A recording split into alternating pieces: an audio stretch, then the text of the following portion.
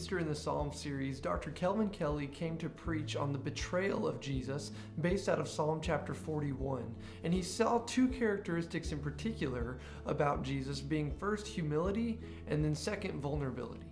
And in Psalm 41, we see David writing, and starting in verse 4, the betrayal of Jesus, the prophecy of that, if you will, coming out. And you really get a picture of behind the scenes people conspiring against Jesus. So he says things like, when will he die, right? And when will his name perish? When one of them comes to see me, he speaks falsely, is what Jesus is saying, right? He might have a smile on his face, but Jesus knew the heart of the individual, or the prophecy of Jesus knowing this about the individual, saying no, but there's slander that is within his heart. He's saying here, David writing, that all my enemies whisper against me, right? They imagine the very worst for me.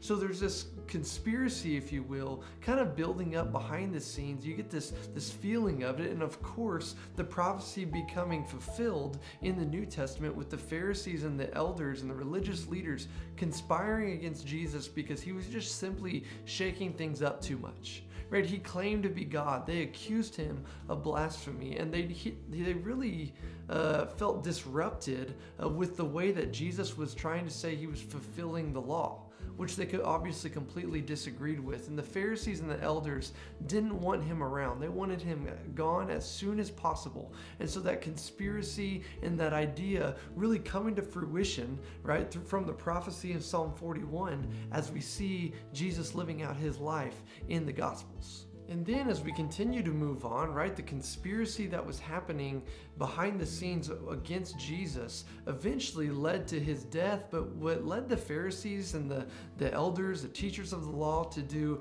absolutely anything in their power to not just get rid of Jesus, but to have him killed, including what we see in verse 9 of Psalm 41, which is the betrayal of Jesus by someone that was so close to him. He says, even my close friend, is what David is writing, who I shared bread with, has turned against me. Right? And this parallels Judas being at the table with Jesus, communing with Jesus very intimately, to being able to have meals together, right? Shows the intimacy and the time that they spent with one another. And so you see the focus of Jesus come out here. He says, even in that, when my closest of friends betrays me, he says, have mercy on them, right? Raise me up so I can repay them.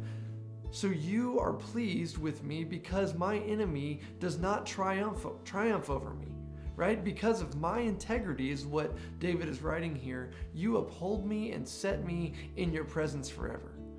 There is so much humility and so much vulnerability packed into those last couple verses of Psalm chapter 41, because Jesus isn't talking about vengeance when he says, I will repay them. He's talking about actually the sovereignty of God playing itself out, the judgment of God playing itself out. And after especially his resurrection, that they have the opportunity to be repaid not by vengeance, but in grace if they so choose.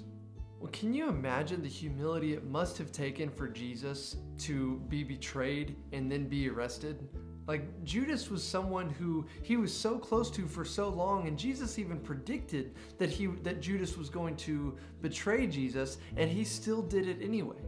The humility it took to be able to take that position, knowing what was coming, is amazing, because ultimately it's what God had called him to do.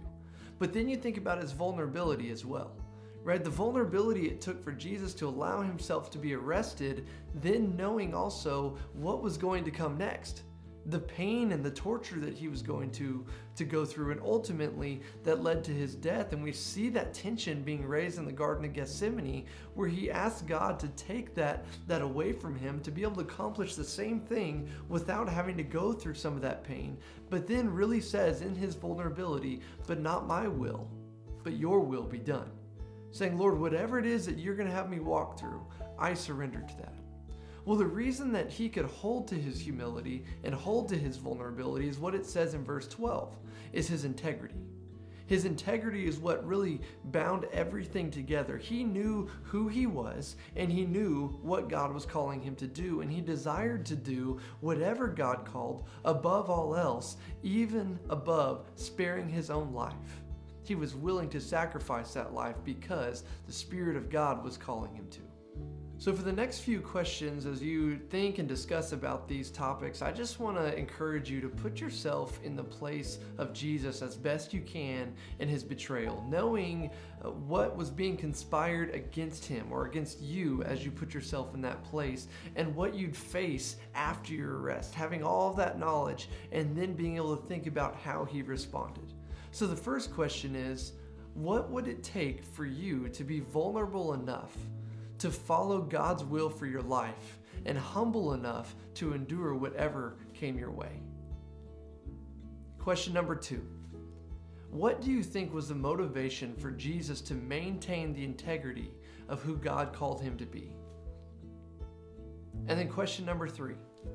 In what ways in your life and relationship with the Lord does the integrity, humility, and vulnerability of Jesus convict you to change?